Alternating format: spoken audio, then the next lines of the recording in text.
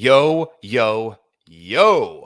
Ladies and gentlemen, boys and girls, welcome to Launching Longshots, presented by the good people over on the RotoBaller PGA team. We're here to dish out some bombs, some big time long shot players for the Memorial Tournament, Jack's event, Muirfield Village, my absolute favorite event annually on the PGA Tour. Tough, gnarly, but fair. Makes for a great tournament. Always sign me up for it any day of the week. Also, what you should sign up for is the RotoBaller PGA Premium Access subscription. The promo code you need to know is LINES, LINES. It's a nod to my podcast, the Preferred Line Show. This week's Memorial episode is a full hour with the one and only Brian Kirshner, is out on every available audio and video platform, streaming live on X, on YouTube. If you want to be a part of the RotoBaller team, I release 4 pieces of content there every week.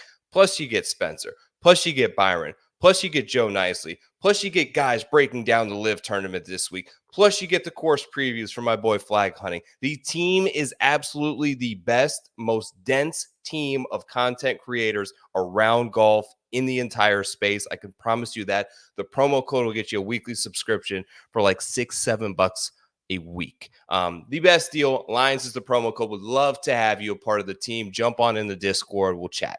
Okay, let's talk some long shots though. 3 bombs this week, starting off the card at 90-1. Let's talk about my boy Tommy Dietz. I love him in a top 20 market this week. Now, you only have a 75-man field. There is a cut this week. You have to be within 10 of the lead. You have to, there's certain qualms. A few players will miss the cut, but shortened field, signature status, the top 20 market, the top 40 markets are more lucrative in that sense to me when you don't really have to worry as much about a cut and you don't have you have half the field size as a normal full field event. Plus 275 in the top 20 market. He has done so, as you can see here, in 4 of his last 7 starts. Excuse me, let me scroll up a little bit. It's even better than that. 4th, 8th, 28th, 2nd, 17th. Those are within his last 7 starts. The PGA Championship played phenomenal. A T4 there. Hits it a long way off the tee. Rather solid actually around the green. And when you look at these courses specifically with difficult rough, like the Houston Open with that Bermuda long rough that was very difficult for people. Valhalla had the 4-inch Kentucky bluegrass rough, similar to what you'll see this week at Muirfield Village. He's extra proficient, I think, in those areas versus areas where are really tight greens with more short grass. I think that he's better suited with the long rough. We know that he's very likely to gain strokes off the tee. If he can have a good week with the putter, I still think he presents upside. Now, you're saying to yourself, I don't think Thomas Dietrich can win, but we've seen Davis Riley. We've seen Bobby Mack. We've seen a whole bevy of long shots get it done this year. Xander Schauffele, guys who you didn't think could win the big one. Thomas Dietrich may be next on my list. He's 90-1 this week. Next on the card, I've got 2 players, both 125-1. First, I want to talk about a player who won at a Jack Nicklaus course earlier this year. And I'm not talking about Xander Schauffele a few weeks ago. Let's go all the way back to the COG in PGA National. Your winner was Austin Eckroat. Now, Eckroat's also been playing pretty solid of late. You see there a 17th at the Heritage, 63rd at the Wells Fargo, top 20 at the PGA Championship. Obviously dominated at PGA National earlier this year. Up and down sort of season for him, but possesses the ability to really spike that I'm looking for. Signature event Heritage, major championship, Cognizant Classic, Arnold Palmer players. These are big time events where he's not only making the cut, he's finishing in the top half of players to make the cut. Was encouraged after a great run of approach play. And this, make no mistake about it, is a second shot golf course. Was encouraged at the Charles Schwab to see the irons click a little bit once again. If he can get that putter rolling, I think that he makes a decent top 20 bet as well. It's 3-1 in that plus top 20 market, plus 300. Okay, same price, 125-1. I'm kind of back in on Justin Rose this week. Great history at the Memorial, but I want to really talk about his last 2 events. Look at his stat profile here. An absolute sea of red, guys.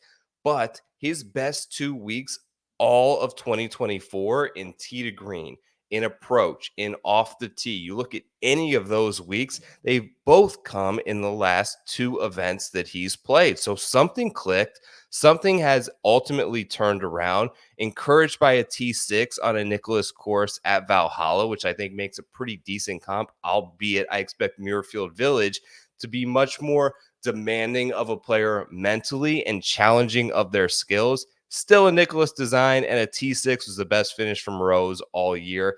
Back that up at the Charles Schwab, where he gained 5.8 on approach, by far his best week in nearly an entire year since he did that at 2023. But some decent history at the Memorial for Justin Rose as well. If you go back to 2019, he finished 13th, and the year prior, he finished T6. Some good putting performances there. Now, I know the course has been renovated. I know the greens have been dug up and redone, but I think that Justin Rose is a player that needs to really be challenged mentally. And I think when he goes to courses like Augusta National or major championships or really difficult conditions, it allows him to really sort of hone in on his decision making, which I think is probably the strength of his game at his older age, sort of in the twilight years of his career. 125 to 1 in a 75-man field on Justin Rose. You can get a 3-1 also on Rose in the top 20 market. Those are three players that I like this week at steep odds. Obviously, the field strength is ridiculously steep. We're a week in front of a major championship, though. Do some players lack a little bit of focus? It's really hard to step and play armchair psychologist, but you have to imagine that a few players, it may get to them and they may quickly move on to next week with their expectations set on Pinehurst. I think that it could potentially open things up. And this is a course, frankly, where we've seen crazy winners come out of nowhere. David Lingmerth, Billy Horschel, Jason Duffner. The list kind of goes on and on of random guys that you saw and popped up here and won at 100 to 1 plus.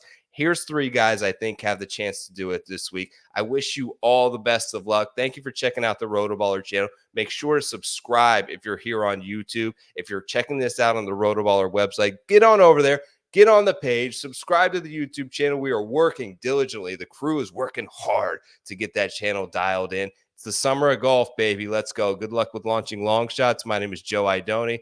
Been a pleasure. Catch you next week. Peace.